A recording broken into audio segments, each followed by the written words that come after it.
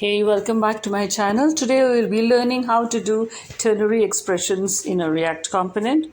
Ternary expressions, as you know already in JavaScript, there would be a condition, and condition followed by a question mark will be a statement which is if true, and followed by a colon which is going to be a statement if it is false.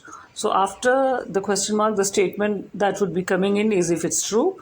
And then after that, if the condition is false, what happens? What's the statement of expression? So in this case, you've been given a component which is check user age.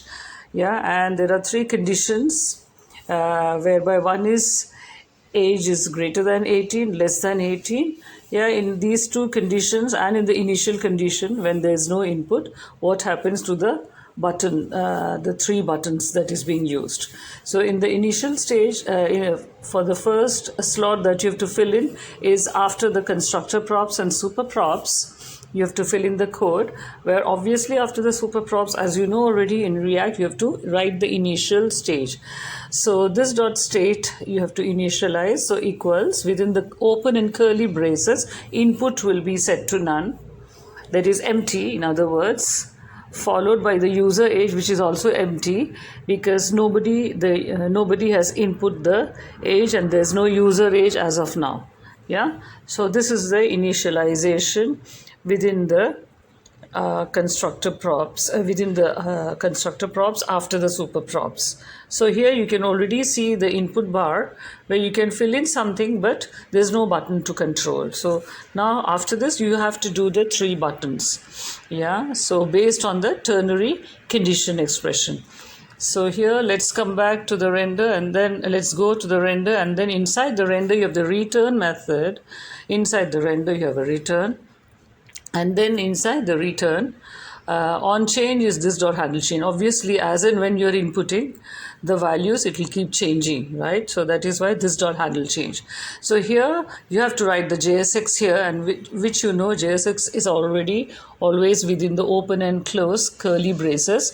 So this dot state dot user age, this dot state dot user age set to an empty value.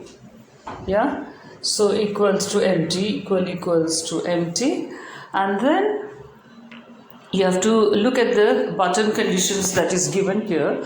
So the first button that would be clicked will obviously be when there is no input done yet, when the input and everything and the user age, everything is set to nothing or empty for that matter.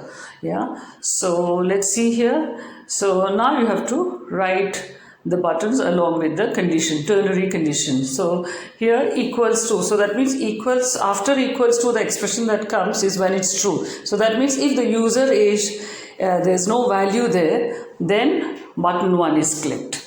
It means that. Now followed by colon. If it is not true, that is if it's not empty, then there will be a state, right? Then it will be this dot state dot user age, which is not empty, which is in this case greater than equals 18, because it says in the question that if the user age entered is more than 18 or equals to 18, if it is true, then button 2 will be clicked. It says so in the question. Very simple, right? So just follow the question conditions. And then if it is false, that means if the value of the user age is not greater than or equal to 18, if it is false, then in that case button 3, that's why it's coming after the colon, then button 3 would be clicked. Very simple as that. When it's empty, it's button 1. When it's greater than 18, it will be button 2. Less than that, it will be button 3. And then you can see the submit button here. So when you press less than 18, and what happens when you press more than 18, that's what you need to check. Okay, there's some error here which we need to debug. Let's go below and check out. Maybe some semicolon or some equal to sign or something is missing here. Let's check. Okay. Oh yeah, the 3 spelling, there's a spelling mistake here. So let's, that's the error here. So let me check that out. Let's check out all the spellings. I think it's TH3 triple E instead of double E. That's what I find. So you have to be careful while debugging. Okay, so let's go down further.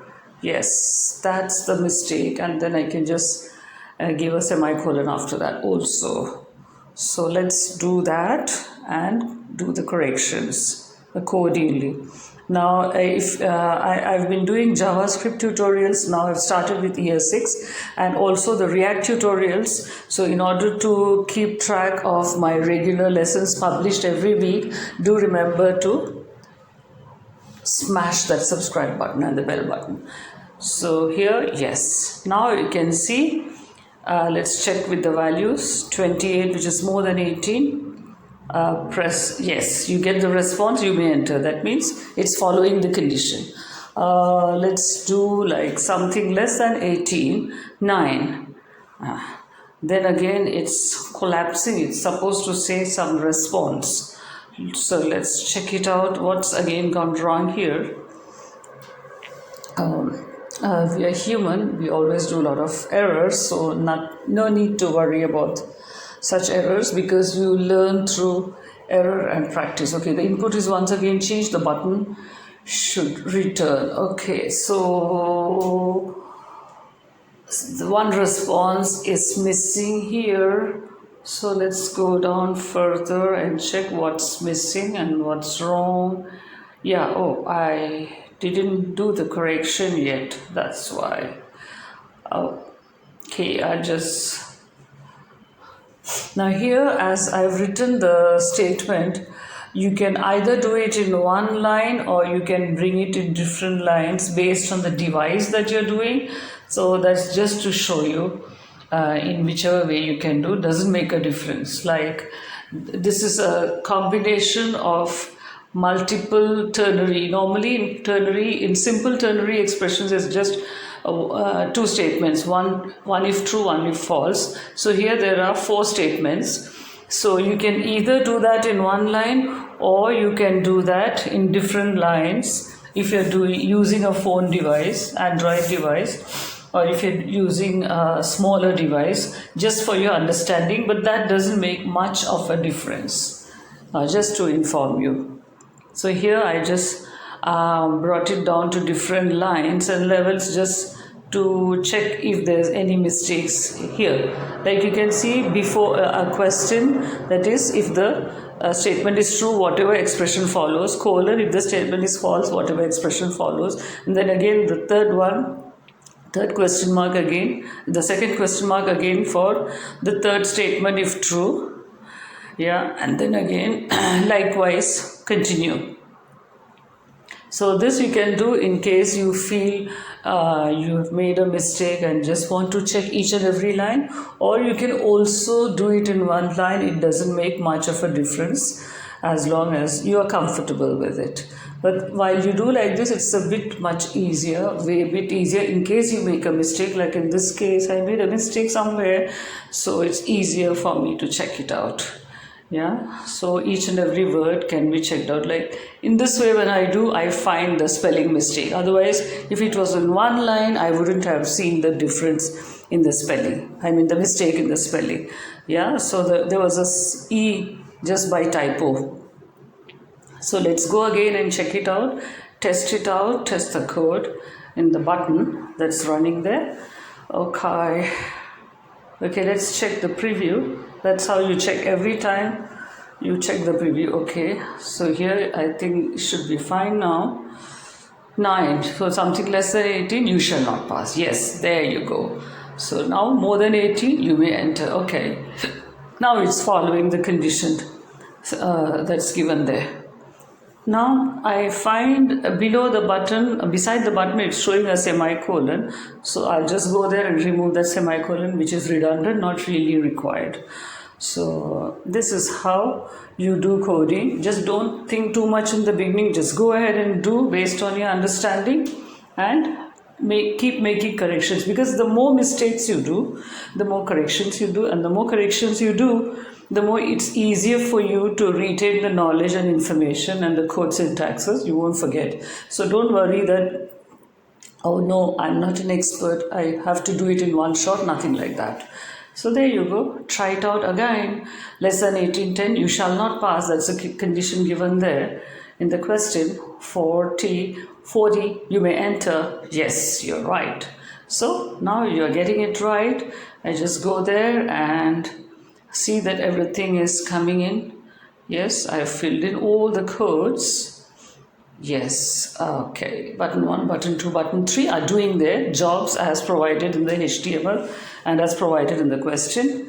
So now the JSX is working and it's showing the respective statements as per when you click the submit button. Yeah, so now it's all right. So all you need to do is just smash that run button and you're going to pass, and don't forget to smash that subscribe button and the notification bell notification so that you don't miss out on my tutorials.